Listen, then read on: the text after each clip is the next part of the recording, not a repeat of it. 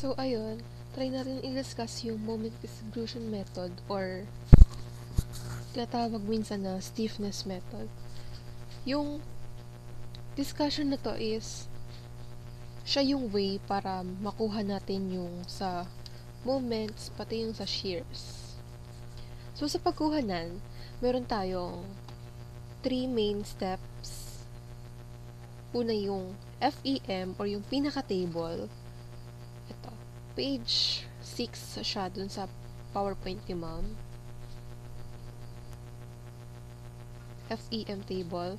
Tapos, next step is yung distribution factor or yung DF, which is meron naman siyang formula dito. Tapos, yung pangatlong part ay yung pagkuha na ng table.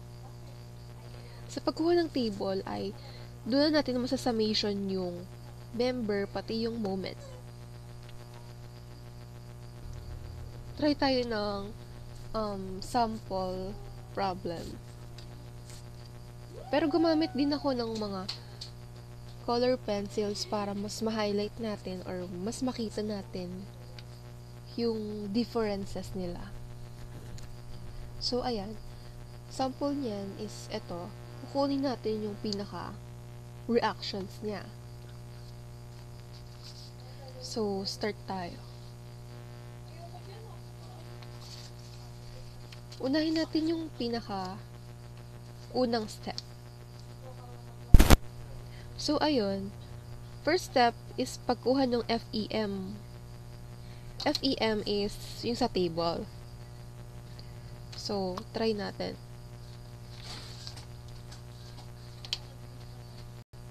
Always remember na pag sinabing first step sa FEM, ang gagawin dyan ay magbabase tayo dun sa formula sa table. Tapos, yung formula na yon is i-reverse lang natin yung sign. Number one or yung pinaka-una natin gagawin natin ay mag-base tayo dito sa figure. So, ang pagkuha ng FEM ay by side. Like, side ni AB, then BA, tapos BC, then CB. Laging ganon yung format. Pipiliin natin kung ano yung formula na dapat magamit sa kanila. Malalaman natin yun base dun sa pinaka-figure niya. So, yung figure niya kasi, or yung structure niya kasi, is meron siyang beam, fix, tapos meron siyang mga forces na applied. So, base dito sa table, hahanapin natin yung similar figure sa kanya. So, ang similar sa kanya dito ay itong pangalawa. Ito. So, since FEM tayo, dito tayo titingin. Ang figure nun ay AB. AB.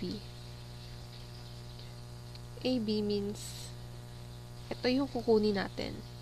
PL over 8. Kaso, sa pagkuha ng formula na yan, i-reverse lang natin lagi. Kaya kung makikita mo, ang ilalagay natin is positive yung sign dito. So, ayun.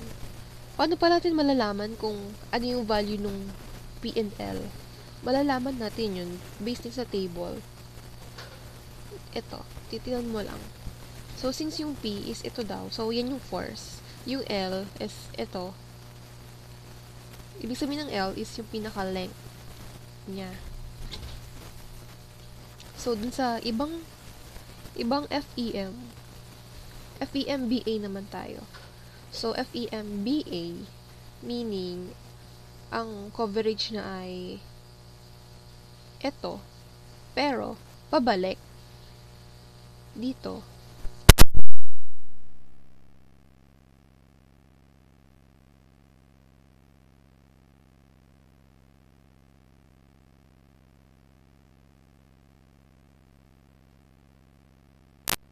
ay negative PL8.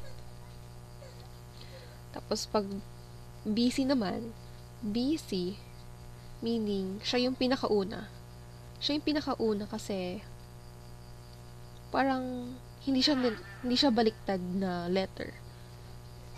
Siya yung BA, BC. So, ang equivalent nun ay itong una kasi hindi siya baliktad. Pero pag baliktad siya, Pero pag baliktad siya, ito yung pipiliin mo. So, since hindi siya baliktad, yung BC natin, pipiliin natin yung una. Ito. Magiging positive PL8. Positive PL8. And then, ito naman ay FEMCB, CB, meaning pabaliktad siya. So, ang equivalent nun ng pabaliktad is itong pangalawa. So, ang equivalent nun ay negative PL8. Negative PL8. So, ililipat natin yung mga ang value nila based dito sa figure natin. So, ang P ay yung forces. Ayan. Like, lipat-lipat lang ng mga value. Then, ayun na. Meron na tayong FEM. Next na step. Tapos na tayo dun sa una. So, ang next na step naman ay itong distribution factor. Pero, before pala tayo mag-proceed dun sa kabila, try muna natin kung paano i-compute ito. Sample format. 80 times 10